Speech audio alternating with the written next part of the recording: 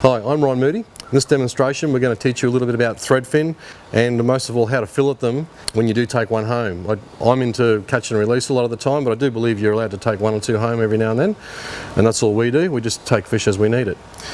Now firstly, when you catch your fish, okay, across the throat with the knife, drain the blood. Then what you do is you do not take the gills or guts out.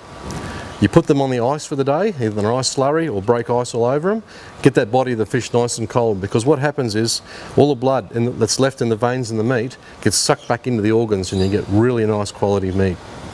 You can do that with any fish actually. You can turn quite poor eating fish into pretty good eating fish by doing it that way. Not that you need to worry about that with threadies, because they are fantastic eating fish, one of the best around. So what we're going to show you next is how to fillet one, because they do have a couple of little tricky spots in them, and they are the nodules on the top of the back, right at the base of each fin, the dorsal fins, first and second dorsals. So they do have a big lump nodule there. It's like a bone, and you have to go around it. A lot of people hit it, then they lift the knife up and then they just miss it totally and take a whole heap of meat away and leave it on the frame. So it's wasting the fish basically. So we're going to go through that now with you. Okay, first off, as with any fish, we start from the anal and come forward up to the chest. Okay, from there, their anal cavity, their stomach cavity sort of ends not too far from the anal. It doesn't go all the way back down to the anal fin. So what we do is we just cut it down to the anal fin anyway, and then what we do, we turn the fish around and we come across from the chest, through the rib cage, up behind the pec fin, cross behind the head, and then we start down just one side of the centre line, down the back until you get to the first nodule. Whoop, there we are, I've just hit it. If you look in here, you'll just see the start of it there. It's a big piece of bone that comes out. That's the start of it there. Now, what we do is lift your knife up and around it and come right around the top of it like that. There we go. Don't push your knife right in and try it, because otherwise you're going to lose all that meat down in front of this, behind this nodule. As you can see there, I've gone around it like so, and now I can continue my fillet as per normal till I get to the second nodule. Oh, this one didn't have one. Luckily, sometimes threadfin only have one nodule, but quite often they'll have a second one in here. I can see a little tiny one developing there. Maybe when he gets a bit bigger he'll have one. But yeah, sometimes they have another nodule here, and you just got to do the same thing. Just go around it before poking your knife in too far to the backbone.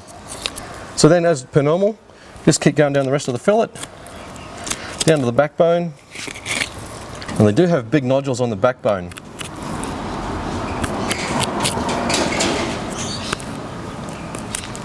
As you can see there, rather large nodules on the backbone. It's a similar thing. Get to the top of them, then turn your knife and come down the other side of them so you don't lose a heap of meat when you turn the knife and go down the fillet. So now you can go right down, point the knife back inwards and come down the other side of those nodules. But we leave this fillet on. Always leave this fillet on, turn it over and start this side as well before you take that side off.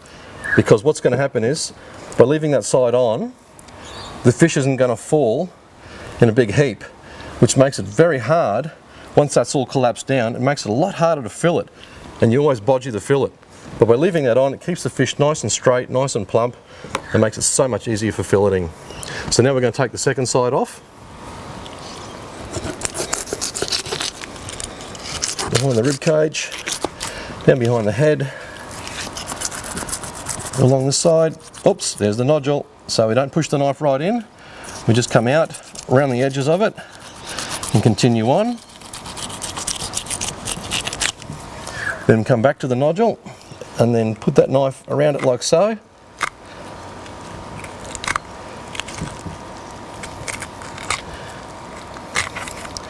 And then continue on down next to the backbone.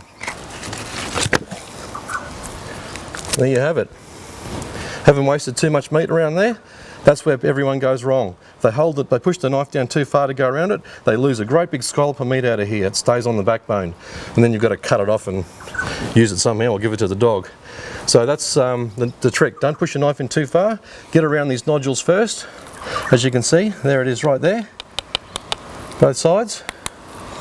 And quite often they will have one back here too. This one's only got a very small one developing, but sometimes they do have a big one at the back.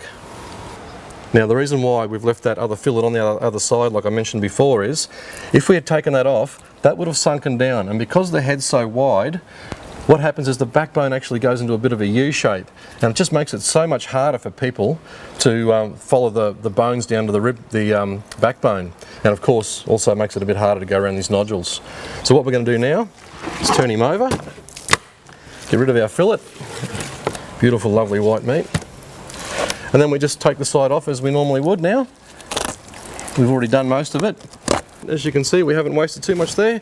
It's just transparent, not much meat left there, and the guts is inside the rib cage, the gills are still inside it, and we just throw that away with the frame, or for crab bait or whatever.